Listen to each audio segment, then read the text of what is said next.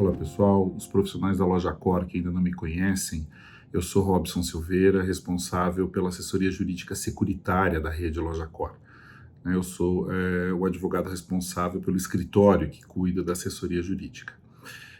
Feita essa breve apresentação, a gente vai conversar hoje a respeito da aula número 2 do Masterclass sobre seguros de responsabilidade civil. E nós vamos verificar a responsabilidade civil nos códigos brasileiros, em especial no Código Civil e no Código de Defesa do Consumidor. E nós precisamos refletir, gente, sobre o que é responsabilidade civil. É um tema muito importante, né? É objeto dessa Masterclass, dessa iniciativa importante que a Rede Loja Cor adotou, no sentido de que é uma área do direito que tem uma densidade muito grande e os seguros de responsabilidade civil demandam a gente conhecer um pouquinho mais desse universo da responsabilidade civil enquanto instituto jurídico. Porque nós temos que pensar o seguinte: qual que é o interesse segurado em um seguro de responsabilidade civil? Qual que é o objeto da cobertura? Nos seguros de danos ou nos seguros de pessoas, o objeto da cobertura ele vai recair sobre uma pessoa ou sobre um bem, respectivamente, né? Isso é o mais comum de nós verificarmos nos seguros chamados de seguros de danos, porque o Código Civil ele fez essa divisão que a gente chama de uma divisão binária, né? Ele separou em seguros de danos e seguros de pessoas. Então, a aula número 2, a aula de hoje, é sobre esses aspectos relevantes desse importante instituto jurídico, que é a responsabilidade civil, que é um instituto vivo, um instituto que está em permanente transformação e acomodação, né, de diversos conceitos pela jurisprudência. E essa noção é importante porque ela é a base dos seguros de responsabilidade civil. Então, todo seguro de responsabilidade civil estruturado no país, ele tem como base esses elementos que nós vamos conversar sobre a responsabilidade civil nos códigos brasileiros, tanto de indivíduos, das pessoas, ou das empresas, das chamadas pessoas jurídicas, né? As pessoas não naturais, as pessoas que são criadas para o desenvolvimento das atividades comerciais e empresariais. Então, nós vamos seguindo falando sobre o que é responsabilidade civil. Então, é um dever jurídico sucessivo. Por que sucessivo? Porque ela nasce em função da ocorrência de um fato jurídico. Então, nós temos no mundo do direito os fatos jurídicos, os fatos e os atos jurídicos, e quando uma pessoa, de forma dolosa ou culposa, e aqui vai nos interessar, na esfera dos seguros, a modalidade culposa, causar prejuízo a outra pessoa, essa pessoa que causou prejuízos fica obrigado a reparar o dano. É simples assim, essa base, né? Aquele que por ação ou omissão voluntária, negligência, imperícia ou imprudência, viola e causa danos a outra pessoa, ainda que esse dano seja exclusivamente de natureza moral, ele comete um ato ilícito. A gente chama isso de um ilícito civil. E o seguro de responsabilidade civil, ele tem exatamente como objeto a ocorrência de um ilícito civil. Porque o ilícito, quando aquela pessoa que por ato ilícito, ou seja, por uma conduta de imprudência, de negligência, de imperícia, que é o que está desenhado nos artigos 186 e 187 do Código Civil, causa um dano a outra pessoa, ele fica obrigado a reparar esse dano. Então essa é a determinação da lei. É dessa forma que a lei busca, né, a questão dos pesos e contrapesos na relação dos indivíduos em sociedade. Então, eu posso tudo aquilo que não me é proibido por lei. Agora, se eu cometo um ato ilícito no exercício da minha vida em sociedade, isso vai se refletir eu como cidadão, como motorista, como profissional e diversas outras formas de atuação na sociedade, eu estou sujeito a causar danos a outra pessoa. Eu, Robson, posso causar danos a alguém quando eu estou dirigindo um veículo ou quando alguém está dirigindo um veículo sob minha responsabilidade. Mas eu, Robson, como profissional autônomo, como advogado, eu também posso causar danos aos meus clientes, assim como vocês, corretores de seguros, podem causar danos aos segurados, né? E essa questão não é o objeto dessa nossa aula, mas a questão que envolve a responsabilidade civil profissional, ela vem ganhando um destaque, uma importância significativa. Então, desde logo, eu convido que vocês reflitam bastante sobre todas essas consequências da responsabilidade civil, seja para que as apólices que vocês fazem, a intermediação e a consultoria técnica para os seus clientes, seja e tenha limites, né, adequados à realidade jurídica e que a própria corretora tenha a sua proteção por meio do seguro de responsabilidade civil profissional de extrema importância. Então, a responsabilidade ela é uma importância que deriva sempre de um ato ilícito. A gente não pode perder essa noção, que a gente vai falar mais à frente sobre agravamento de risco, e essa noção é de fundamental importância. Então, a agressão ao interesse particular de uma outra pessoa gera o dever de reparação de danos e sujeita esse infrator. Por que a gente fala de infrator? Porque sempre que nós infringimos uma lei, uma norma jurídica, nós somos infratores daquela norma, né? Então, normalmente a gente tem essa ideia da infração no mundo do direito penal, mas não. No direito civil nós também temos os ilícitos, né? Os ilícitos civis. Esse é o Instituto da Responsabilidade Civil. Ele tem uma relativa simplicidade no seu conceito. A partir deste ponto, ele começa a ganhar uma estrutura, e essa estrutura é importante que a gente conheça também como que ela está desenhada, como que é a arquitetura disso nos códigos brasileiros. As funções, a gente começa pelas funções. As funções da responsabilidade civil, ela tem uma função compensatória de dano, ou seja, retornar aquela vítima do ato ilícito, que sofreu o ato ilícito, que ela possa retornar ao status quo anterior. Então, ela tinha um carro funcionando, eu colidi no carro dela. A função compensatória do dano é essa, é repor ela nas condições em que ela se encontrava antes do ocorrido, né? Antes da existência desse fato gerador que gerou danos. A outra função é punitiva do ofensor. O ofensor, quando nós violamos uma norma jurídica, nós precisamos ser punidos pela estrutura jurídica, né? Porque senão nós voltaríamos ao tempo do olho por olho, dente por dente. Então o Estado ele vem e vai fazer esse papel de impor, né, uma condenação àquela pessoa que foi infratora de uma norma jurídica e que a partir dela, causou danos a uma terceira pessoa. E a terceira função seria de desmotivação social dessa conduta lesiva, né? Para que exista realmente, para que todo cidadão entenda que ele será punido aqui na esfera civil, do ponto de vista patrimonial, para que ele tenha uma desmotivação dessa conduta, né? Senão ele começa a entender que agir de forma ilícita tá tudo certo, tá tudo bem, né, porque nada vai acontecer. Aquilo que a gente fala sobre a sensação de impunidade, né, que lamentavelmente é uma coisa cada vez mais presente, né, na nossa realidade. Em relação aos elementos, a conduta humana ela tem que ser por ação ou por omissão. Então, quando eu vou agir, eu posso causar danos, mas eu também posso causar danos ao não agir, ao me omitir, ao deixar de fazer alguma coisa. Isso é muito importante, essa noção, sobretudo na análise dos seguros de responsabilidade civil profissional, por exemplo.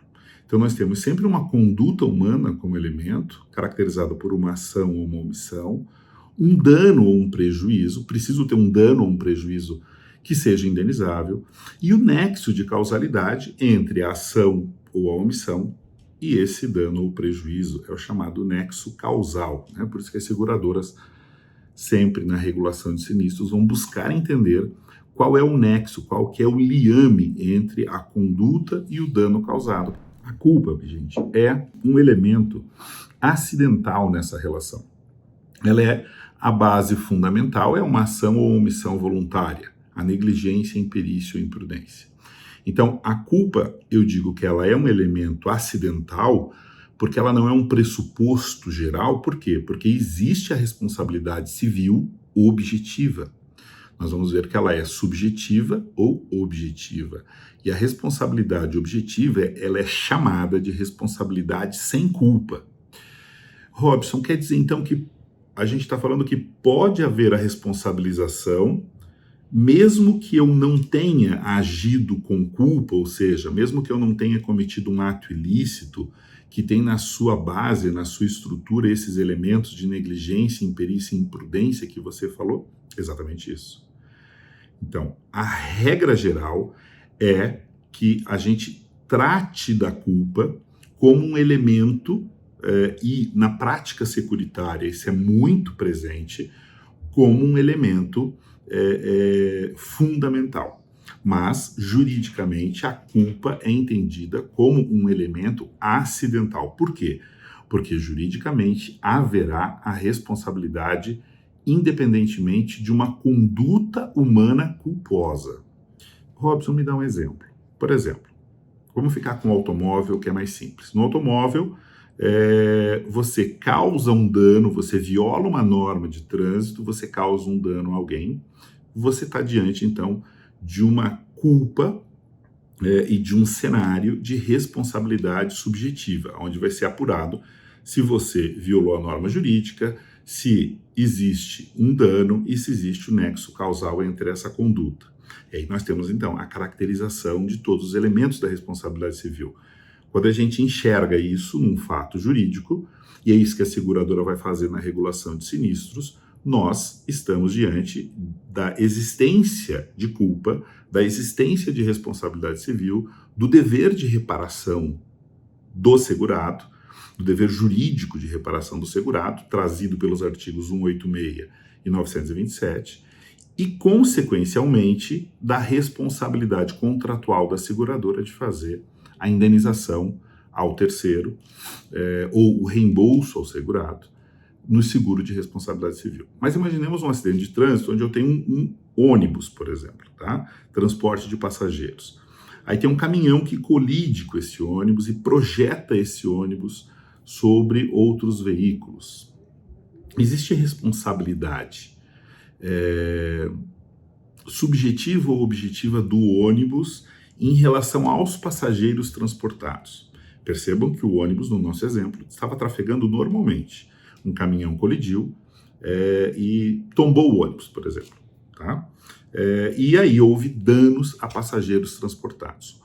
Houve alguma conduta humana culposa do motorista do ônibus, da empresa de ônibus? Não.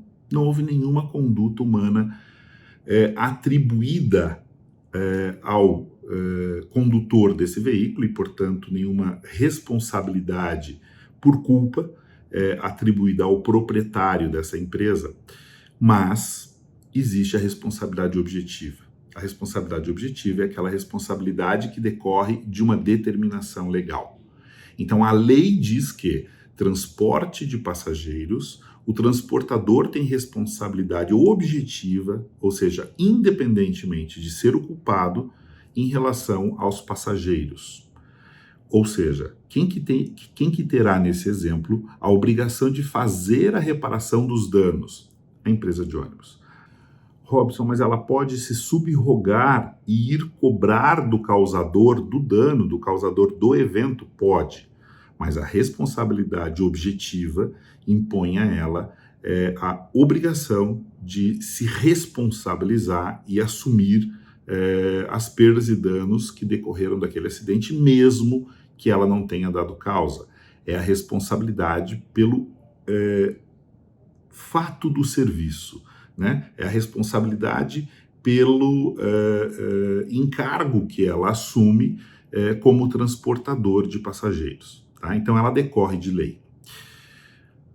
Na responsabilidade civil, como nós já vimos, nós teremos, né, quando nós falamos de culpa, a questão da ação ou omissão, ou seja, uma conduta positiva ou negativa, uma conduta voluntária, porque é uma liberdade de escolha, a pessoa voluntariamente trafegou sem respeitar a distância de segurança. A pessoa voluntariamente ingressou na pista de rolamento, interceptou a trajetória. Então, há uma consciência do que se está fazendo e há uma desídia em relação a essa norma. A gente não pode confundir a negligência, a desídia, com uma conduta dolosa. Né? Uma conduta dolosa é uma conduta com intenção. Então, com intenção de causar aquele dano, com intenção de alcançar aquele resultado danoso. E quando nós entramos no mundo do comportamento doloso, nós saímos aqui dos elementos da responsabilidade civil e nós saímos aqui do âmbito de cobertura securitária em praticamente todos os produtos disponíveis no mercado segurador. Né? Até por força de lei, nós não podemos ter aí, as seguradoras, né, não podem assumir atos dolosos. Né? Nós temos uma ressalva importante no conjunto de circulares de 2021, na 631, a 637, a 639, que seria objeto aí de outro estudo, né, um estudo mais específico, mas existe, eu faço aqui só essa ressalva, porque existe uma previsão de cobertura para atos dolosos praticados por empregados do segurado quando estiverem a serviço do segurado. É um tema que suscita bastante controvérsias, justamente porque a gente tem uma posição doutrinária e jurisprudencial em sentido contrário, mas é importante fazer essa ressalva, porque vocês poderão, né, se deparar com essa previsão da norma da SUSEP, e aí fica estranho, porque o Robson falou que o ato doloso nunca, né, estaria coberto, mas na verdade a normatização mais recente da SUSEP trouxe essa possibilidade, enquanto norma dos seguros de danos e dos seguros de responsabilidade civil, tá bom? Então, o outro elemento que a gente precisa conhecer é o dano ou o prejuízo. Né? Então, nós temos os três elementos, que é a conduta, falamos dela, agora nós vamos falar do dano e do prejuízo, e existem duas espécies de danos, que são os danos patrimoniais ou os danos chamados extrapatrimoniais. Dentro dessa caixinha dos danos extrapatrimoniais, nós vamos colocar o dano moral e o dano estético. E aqui, desde logo, eu faço uma importante ressalva para que vocês sempre busquem entender nos produtos qual seguradora cobre dano moral e qual seguradora cobre dano estético. A gente precisa entender como que a seguradora estruturou esse produto, o dano estético para cada companhia com que você opera, com que você vai eleger aquele produto para fazer a proteção do seu cliente. Essa companhia, ela entende que o dano estético é uma espécie de dano moral, e se você contratar dano moral, estará automaticamente coberto o dano estético? Ou ela faz o contrário, ou ela cobre o dano moral, mas ela faz uma cláusula de exclusão do dano estético. E aí precisa conhecer o produto e precisa saber que existe essa diferença. Dano estético é uma espécie, é uma decorrência do dano moral, mas ele tem vida própria, né? Então ele é um dano próprio, ele não se confunde com o dano moral. Porque muitas vezes se fala assim, dano moral e dano estético. Não é assim, pessoal. O dano, ele é indispensável, como nós vimos, para a configuração da responsabilidade civil. Por isso que é importante a gente entender quais são os tipos de dano que sempre terão que acarretar, para que assim sejam juridicamente compreendidos, uma diminuição patrimonial de alguém em decorrência desta ação lesiva. Ele precisa ser sempre um dano certo e efetivo. Por isso que na regulação de sinistros, a seguradora vai aferir os valores, vai analisar o nexo de causalidade. Por quê? Porque não se admite, a partir de um fato jurídico, um dano que seja um dano hipotético. Por isso que há muitas discussões envolvendo, por exemplo, a regulação de sinistros de lucros cessantes. Porque muitas vezes há uma expectativa da vítima de buscar uma indenização que juridicamente é entendida como um dano em hipótese, um dano hipotético. Quando que eu me afasto do dano hipotético e qual o cuidado que eu tenho que ter na regulação de sinistros para demonstrar que não é um dano hipotético, mas sim um dano emergente, né? Ou um lucro cessante, que é assim que se dividem os danos. Ou eles são danos emergentes, aquilo que surgiu imediatamente após a ocorrência do fato gerador, ou os lucros cessantes, que é aquilo que razoavelmente, e a própria lei fala razoavelmente, deixou de lucrar com a interrupção da atividade. E essa interrupção, ela pode se dar, e esse é um elemento de nexo causal importante, ela pode se dar seja porque a pessoa ficou sem poder usar um patrimônio, um veículo, um equipamento, algo nesse sentido, ou porque ela sofreu um dano corporal, um dano pessoal, e ela ficou impedida de trabalhar e desenvolver a sua atividade. Então, há uma vasta possibilidade na regulação de sinistros de lucros cessantes. Né? Precisa passar por um aparato contábil, tributário, fiscal. Não basta alegar por meio de planilhas e elementos de prova mais vagos. Né? Normalmente, a regulação dos sinistros, e não é diferente na instrução dos processos judiciais, um certo rigor com os elementos que vão estabelecer o nexo de causalidade e a extensão dos danos. O nexo de causalidade, a gente já comentou, é a existência desse liame, né, entre a conduta e a consequência, né, a consequência que a gente vai buscar na regulação de sinistros. É importante comentar que existem concausas, vocês já devem ter ouvido falar em algum momento a culpa concorrente, né? Existe essa possibilidade também, né? A gente pode estar diante de uma concorrência de culpa, são fatores que se somam, são concausas, e muitas vezes é difícil você determinar na regulação de sinistros um comportamento que de forma isolada, que sozinho tenha deflagrado o dever de indenização do segurado. Quando isso acontece, é muito comum que as seguradoras, na regulação de sinistros de responsabilidade civil, deixem de indenizar a vítima, o terceiro que está buscando uma indenização, e entenda pela necessidade de um processo judicial para que se apure, então, a culpa, e a culpa, quando nós falamos de culpa, nós precisamos ter a culpa exclusiva do segurado, né?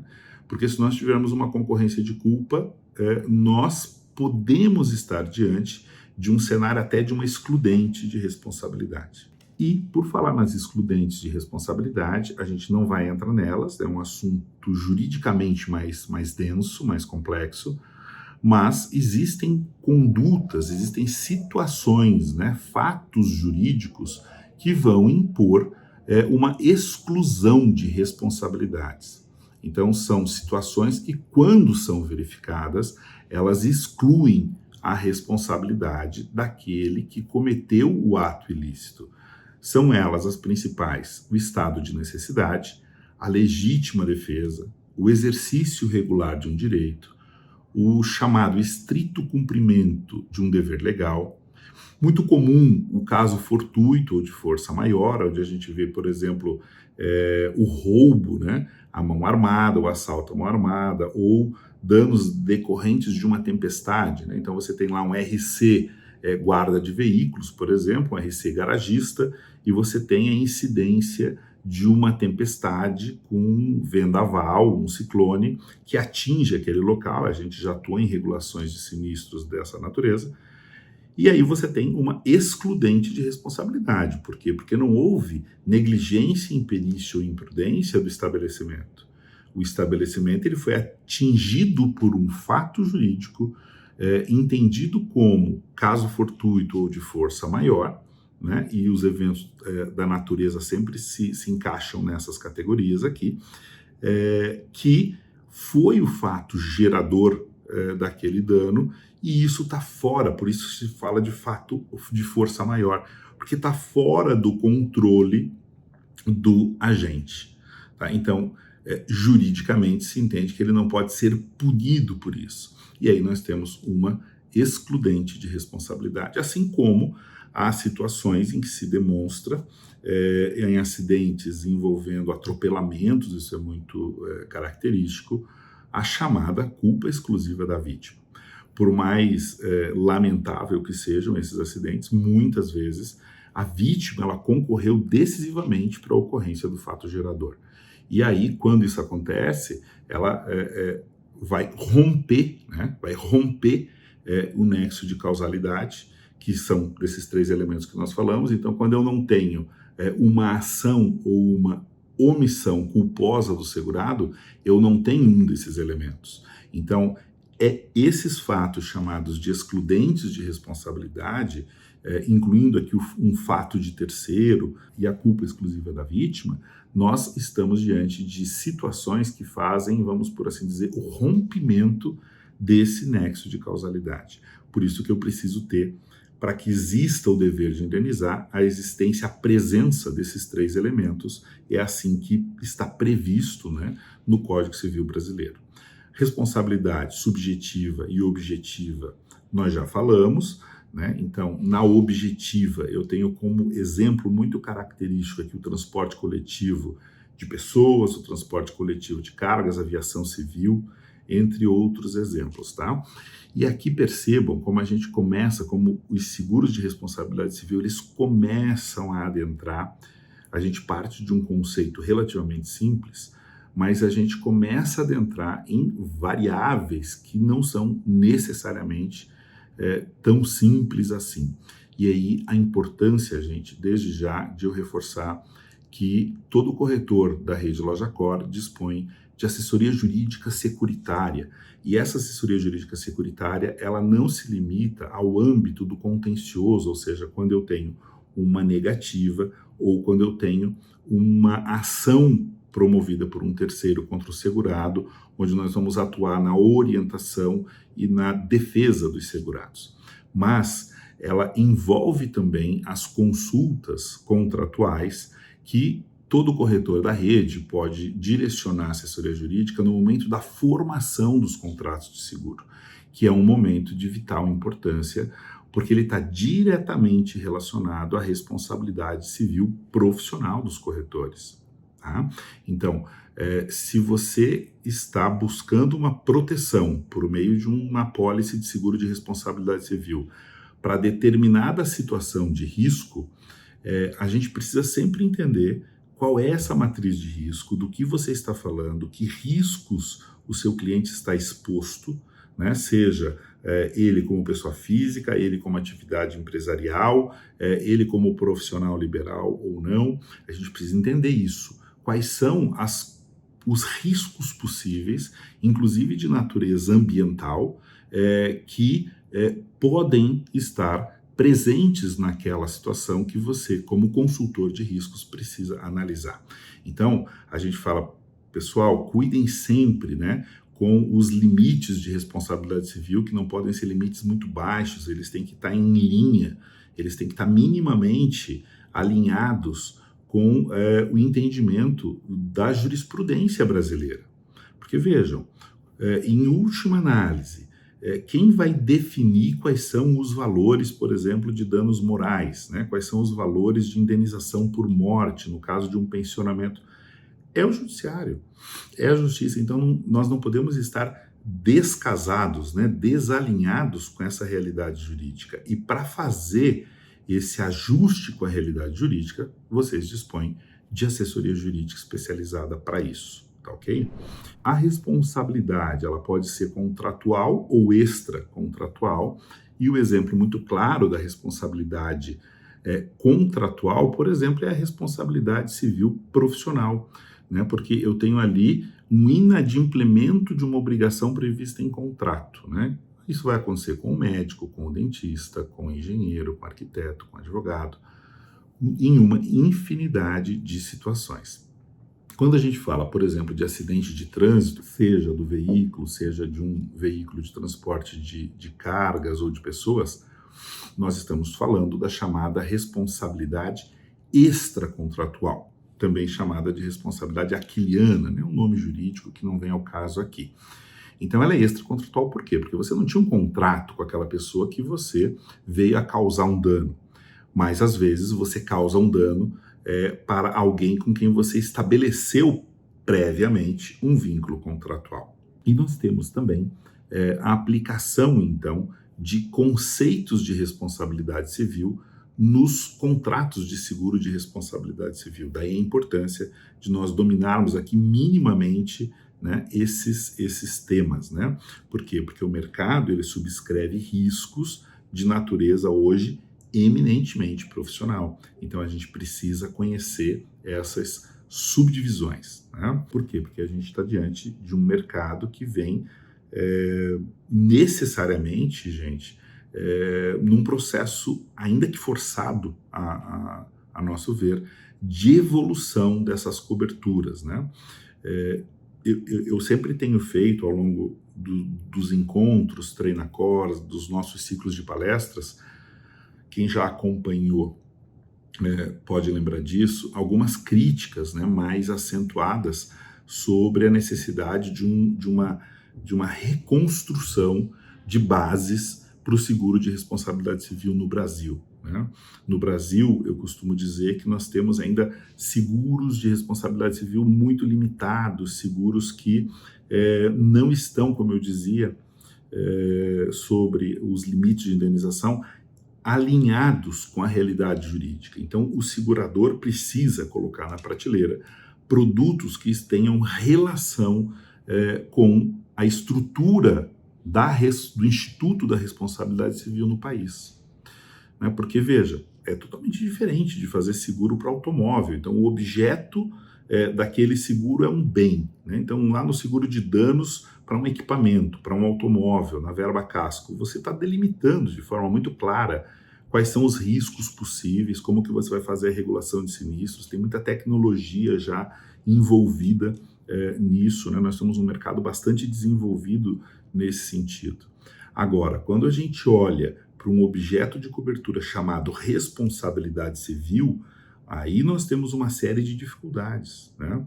E quais são essas dificuldades? A começar pela própria existência de uma cláusula de reembolso, que ainda persiste, né, em estar presente no nosso ordenamento jurídico, né? O artigo 787, a gente vai dar uma dissecada nele agora, ele diz o seguinte: no seguro de responsabilidade civil, o segurador garante o pagamento de perdas e danos devidos pelo segurado a terceiros. Então vejam, a lei, o artigo 787 do Código Civil, ele nos traz o conceito de que o segurador garante o pagamento de perdas e danos devidos pelo segurado a terceiros. A lei, gente, não fala em reembolso. E todas as nossas apólices de seguro no Brasil são apólices chamadas de à base de reembolso. Quando eu tenho uma apólice à base de reembolso, pressupõe que o segurado tem que fazer um pagamento para que depois exista o reembolso, a contrapartida por parte da seguradora.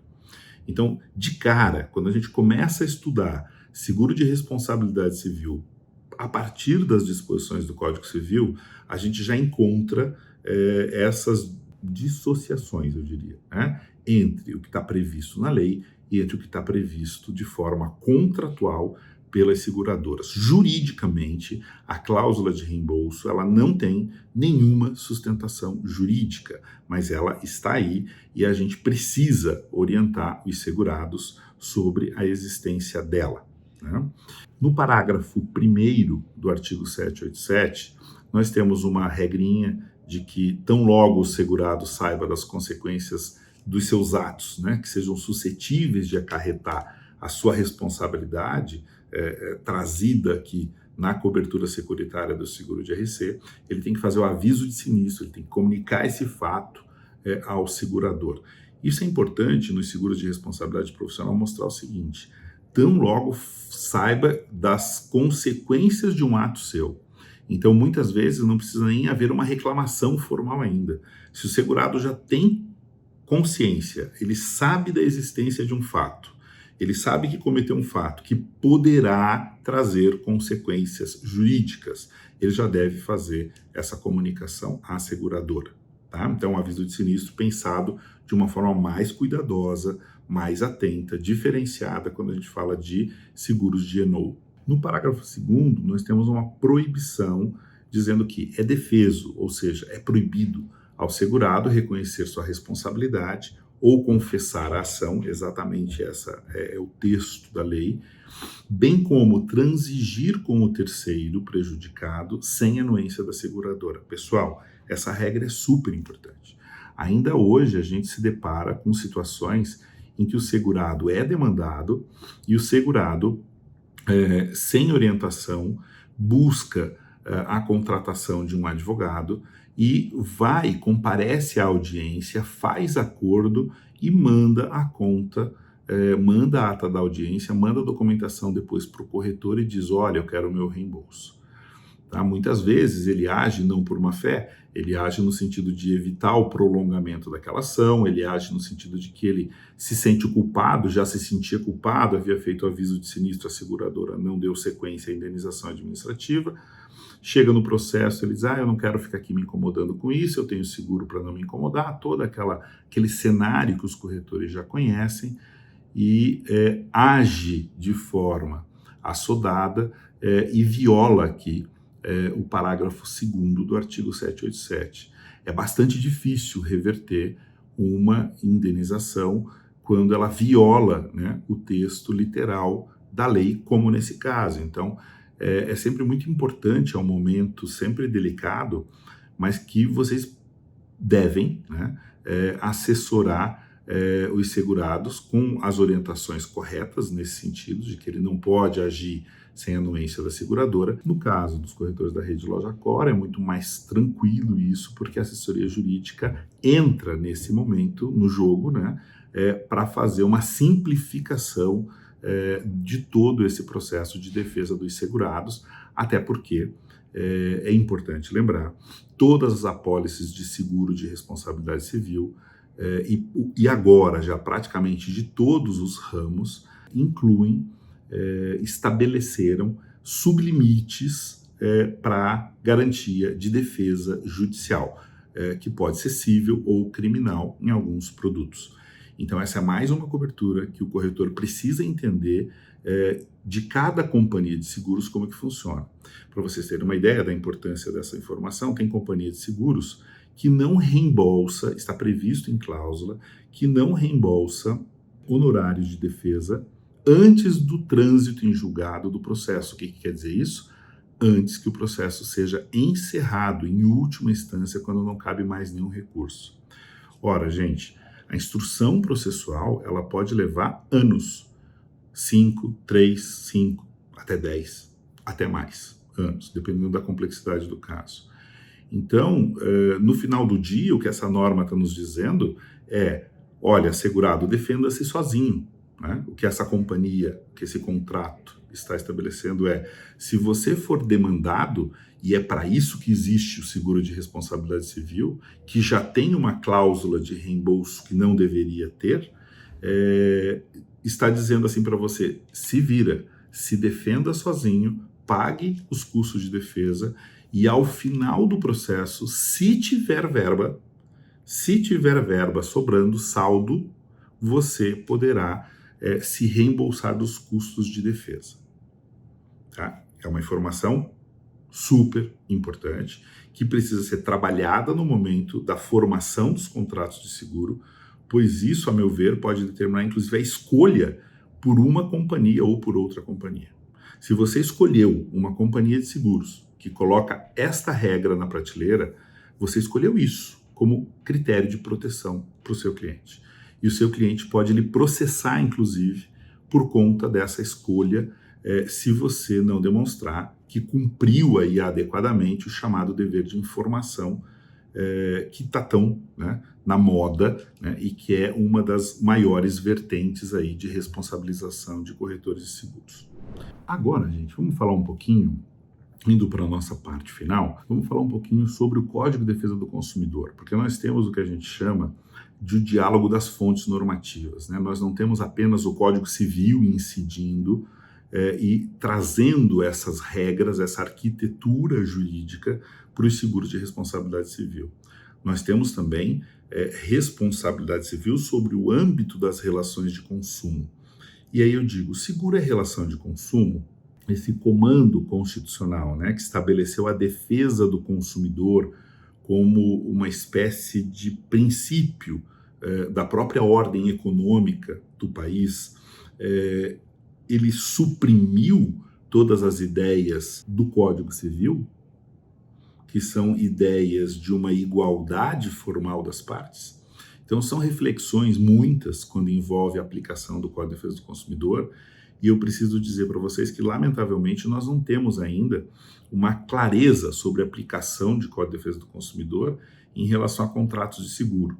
Se você disser, Robson, por que será isso, né? Por que não é claro isso? Por conta da função da jurisprudência e da doutrina como fontes de direito que também são.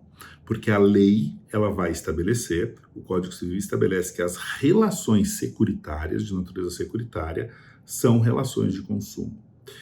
Só que o estudo sobre a aplicação do Código de Defesa do Consumidor, ele é muito mais amplo e ele envolve algumas teorias. E uma das teorias, dos entendimentos jurídicos, é que há que se entender quem seria o consumidor final daquela cadeia de consumo. E aí o judiciário tem se dividido, né, e tem decisões bastante conflitantes em relação à aplicação de CDC, por exemplo, para empresas, para pessoas jurídicas, se aplica ou não aplica o CDC. E hoje nós temos decisões no próprio STJ em ambos os sentidos. Algumas decisões reconhecendo que se aplica, outras reconhecendo que não se aplica. Algumas que reconhecem a não aplicabilidade do CDC tropeçam, gente, em coisas básicas, em coisas dessa aula, em coisas desse nosso bate-papo. Como, por exemplo, entender qual que é o interesse legítimo do segurado num seguro de responsabilidade civil. Isso é básico, né? O legítimo interesse segurado, ele está contido e ele foi reformulado pelo Código Civil atual, e ele está contido no artigo 757 do Código Civil, que é o capítulo que inaugura, né? É o primeiro capítulo sobre os contratos de seguros. E essas decisões, elas se afastam desse conceito, porque elas dizem o seguinte, ora, o seguro de responsabilidade civil do transportador, ele é um seguro para garantir os terceiros, e então ele é um insumo da atividade do transportador. Então a transportadora que contratou o seguro, ela não é, sobre essa ótica, o consumidor final do contrato de seguros. Gente, é claro que é, né? Com todas as vênias aqui a esses entendimentos. O principal motivo de se contratar um seguro de responsabilidade civil é, sem dúvida nenhuma, a proteção patrimonial da empresa, tá? Então, o que é importante é a gente entender que há conflitos na aplicação do CDC, mas que há também uma amplificação desse conceito de fornecedor. O advogado, por exemplo, hoje está incluído nesse conceito. O corretor de seguros está incluído nesse conceito. E essa ampliação conceitual, ela vem gerando, inclusive, distorções de aplicação.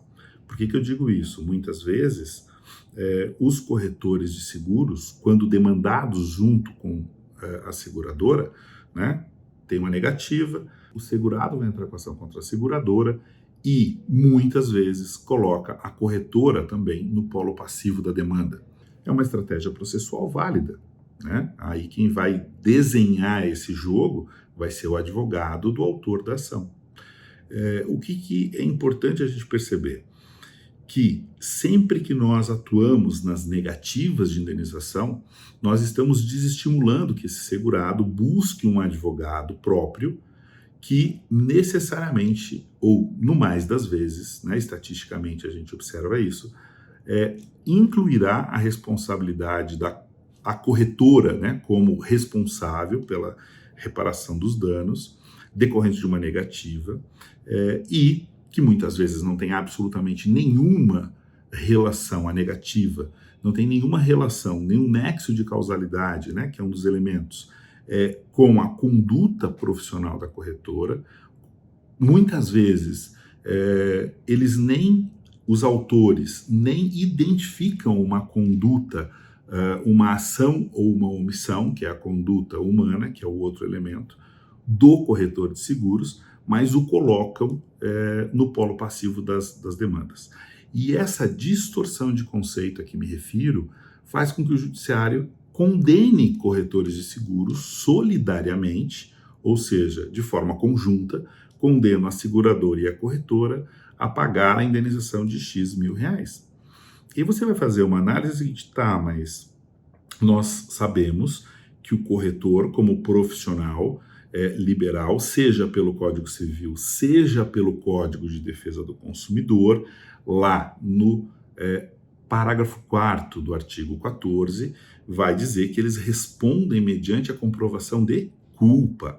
Então, o corretor de seguros, assim como o advogado, assim como o médico, precisa agir como dentista, como engenheiro, né? Diversos profissionais respondem mediante a comprovação de culpa, né?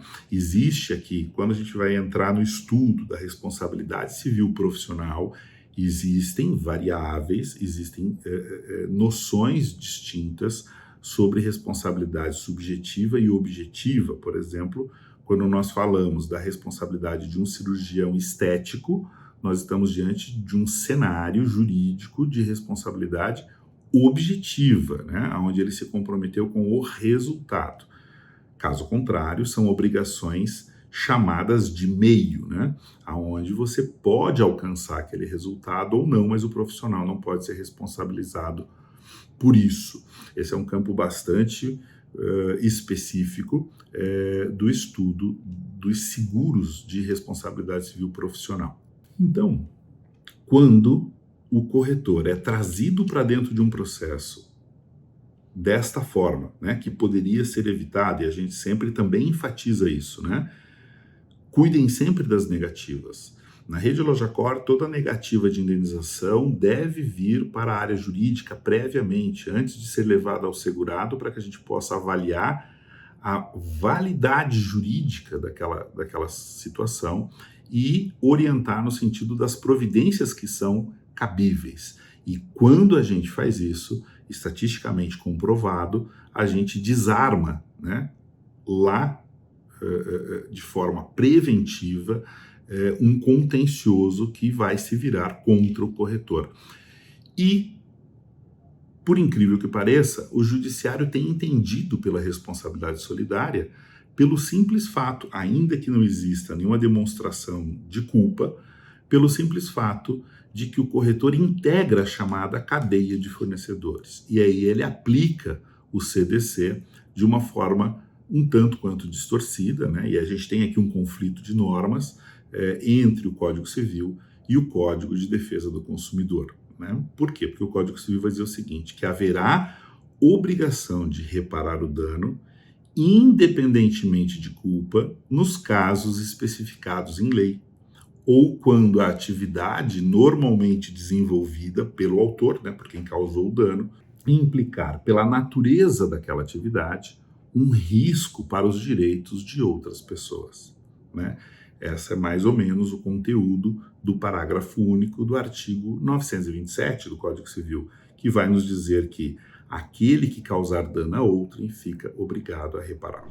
Para encerrar, gente, a responsabilidade solidária ou subsidiária ou indireta, né, ela já está desenhada no âmbito jurisprudencial. O STJ já sumarizou esse entendimento pela solidariedade em matéria de seguros de responsabilidade civil, né, a súmula 537, que a súmula é quando nós temos um entendimento já consolidado na corte, ela diz que em ação de reparação de danos, a seguradora denunciada, se aceitar a denunciação ou contestar o pedido do autor, porque se a denunciação da lide, feita pelo segurado quando ele se defende em uma demanda judicial, for feita de forma equivocada, mesmo que ele ganhe a ação, ele terá que pagar sucumbência ao advogado da seguradora. Esse é um outro tema de alta complexidade, e a gente está aí desenvolvendo também alguns cadernos, né, com estudos e artigos que serão disponibilizados aí para os corretores, ou podem nos consultar também sempre que necessário. Então,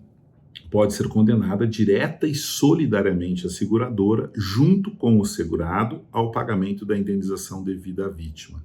Então, nós temos essa questão da solidariedade envolvendo tanto a seguradora quanto a denunciada, mas envolvendo também a solidariedade da responsabilidade do corretor, né? Então, são reflexos para o corretor de seguros quando ele acaba sendo demandado em juízo.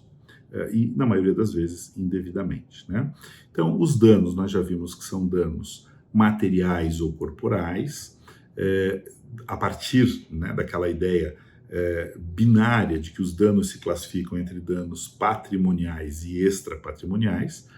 Nós temos o dano acidental ou não acidental, nós temos o dano pessoal, que passou a ser chamado de dano corporal, e as lesões, que são despesa médica hospitalar, invalidez ou morte. Perdas financeiras e patrimoniais relativas a esses danos são considerados danos pessoais ou corporais, né, que se projetam na esfera patrimonial da pessoa que foi lesada. Mas, gente, eu devo dizer que aqui também nós temos divergências sérias, né, doutrinárias e na jurisprudência, principalmente a partir do Código Civil, que completa esse ano 20 anos, né, de vigência, sobre a tutela dos chamados direitos de personalidade. Então, nós temos, infelizmente, um descompasso, como eu já disse, e aqui mais uma vez, né, nesse ponto, entre a legislação vigente e o que nós temos em termos de produtos, né, em termos de clausulados disponíveis no mercado. O dano material sem maiores dificuldades, todos nós sabemos que é o dano material, né, quando você tem aqui danos físicos à propriedade tangível, né, ou seja, a destruição de bens e coisas.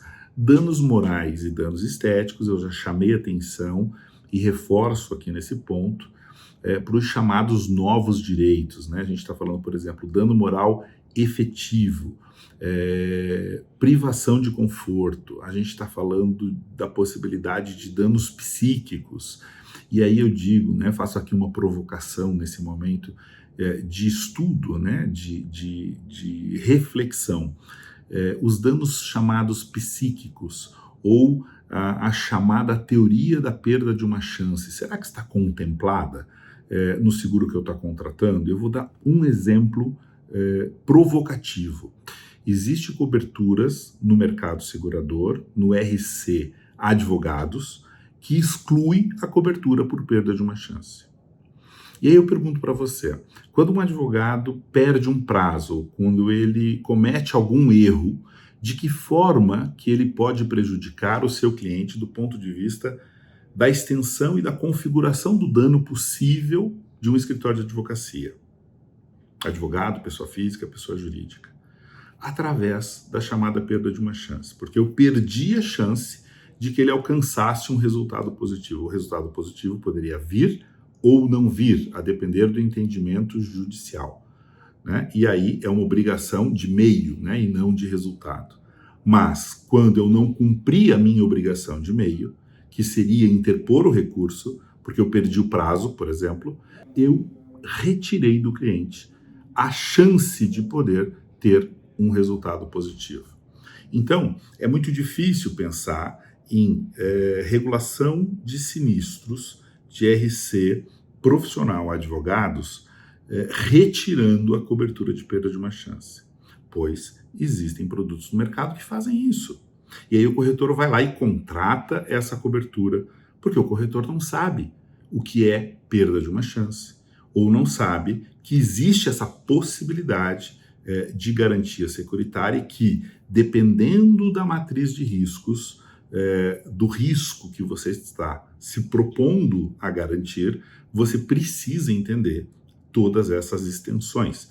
Por isso que fiz o reforço sobre assessoria jurídica preventiva. Dano moral. Ele é um dano extrapatrimonial, dor, sofrimento, angústia, flagelo. Então a gente está falando do campo dos sentimentos, né, das perdas irreparáveis. Então, por exemplo, tem produtos que vão cobrir o dano moral puro. Por exemplo, o sentimento pela perda de um ente querido. Agora, será que o contrato de seguro que você está celebrando com a companhia que você elegeu cobre o dano moral reflexo? O dano moral por ricochete que fala? Será que ele alcança essa cobertura? O que seria isso? A dor de um pai que tem que conviver vendo o sofrimento do filho que ficou paraplégico em razão de um acidente. Quem sofreu o dano? Né? Quem sofreu o dano, aquele sofrimento próprio, foi a vítima, que perdeu a capacidade de locomoção. Ele tem dano moral? Tem, dano moral puro.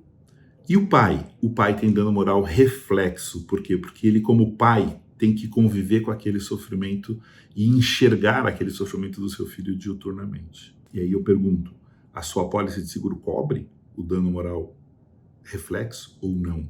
A exemplo do que a gente falou sobre o dano estético, né? Então é muito importante a gente entender essas variações dos danos extrapatrimoniais. Sobre o quanto de indenização, é muito importante estar alinhado, né? Contratar sempre a maior possibilidade de cobertura possível, né? Os danos morais, em regra, têm sido contratados com coberturas muito baixas e coberturas que estão desalinhadas. Então, essas apólices de R$5.000, absurdo, né? 10 mil, 20 mil, gente, cuidado com essas situações. Isso, para além de deixar o segurado totalmente vulnerável diante de um risco, porque são valores muito fora do que nós temos acompanhado, né, pelo entendimento da jurisprudência, pela posição do STJ, já em muitos casos, expõe a corretora de seguros, né, de uma forma muito grave. Por quê? Porque hoje já existem corretores de seguros sendo demandados e responsabilizados pela perda de uma chance, pelo mesmo instituto que nós acabamos de comentar no exemplo do advogado. E qual seria a chance, Robson, que se perdeu, né, para processar a corretora? A chance de proteger o meu patrimônio. Porque o meu corretor, ele não me orientou de forma adequada, houve falha no dever de informação e por isso ele deve ser responsabilizado. E da onde que saiu essa ideia? Gente, isso já tem precedente jurisprudencial.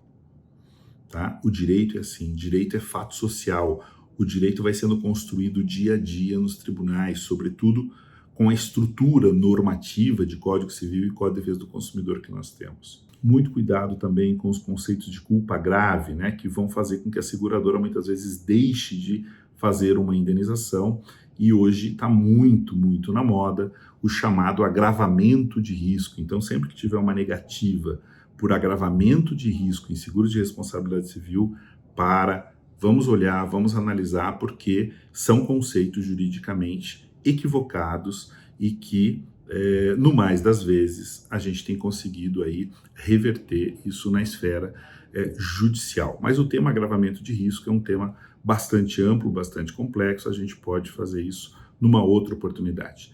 Quero agradecer a todos aqui pela atenção.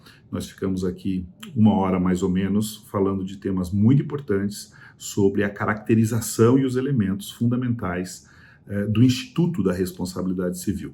Agradeço a todos, mais uma vez estou sempre à disposição de todos os corretores da rede. Muito obrigado.